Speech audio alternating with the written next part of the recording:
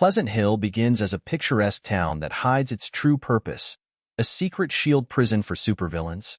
Using the reality-warping abilities of Kobik, a sentient fragment of the Cosmic Cube, S.H.I.E.L.D. rewrites the appearances, memories, and personalities of dangerous criminals, transforming them into harmless, law-abiding citizens.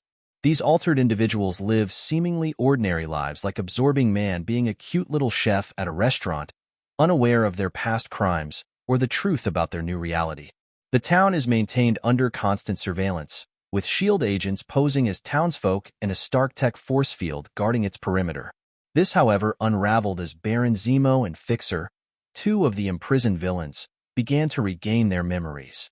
As their true selves resurface, they plot a rebellion and began restoring other inmates to their original forms. The reawakened villains launch a coordinated assault, taking over the town hall and holding S.H.I.E.L.D. agents and civilians hostage. The villains continued to put the civilians of Pleasant Hill under their control and instill fear in them. Sam Wilson, the new Captain America, arrives to investigate alongside Bucky, and they are able to gather intel. In the town itself, Commander Steve Rogers is able to slip away from the villains and finds Kobik at a bowling alley.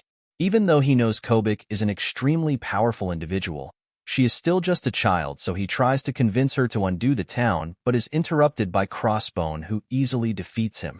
As Crossbone is about to use Commander Steve Rogers' own shield to finish him off, he remembers back to when he used to be Captain America, and we see the incredible life that Captain America has lived. Kobik, however, does not let this happen as she appears to him and says he can be a hero again, granting him his super strength once again, so he is able to easily stop Crossbone and knock him out. Sam Wilson and Bucky finally arrive, and that's when they see Steve with a great big smile, saying that it feels great to be back. Baron Zemo, now truly understanding the power of the Cosmic Cube, decides to concoct a plan to capture Kobik and use the child's power for himself.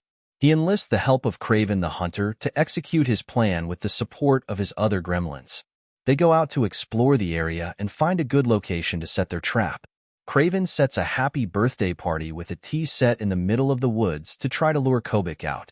Then we are taken back to Captain America, Sam Wilson, and Bucky as they journey through the villain-infested town and are relieved when the Avengers finally arrive on the scene.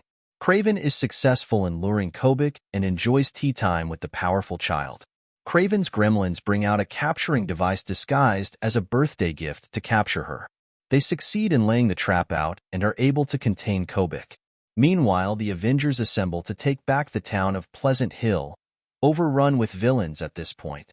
With the Cosmic Cube captured and taken back to Baron Zemo, he tries to drain its energy and control it.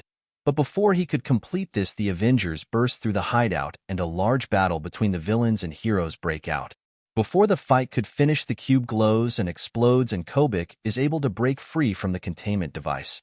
Obviously very pissed off that they tricked her, she immediately points at Baron Zemo and yells at him for being a big fat liar, and then they begin to glow as she warps them to the Himalayas.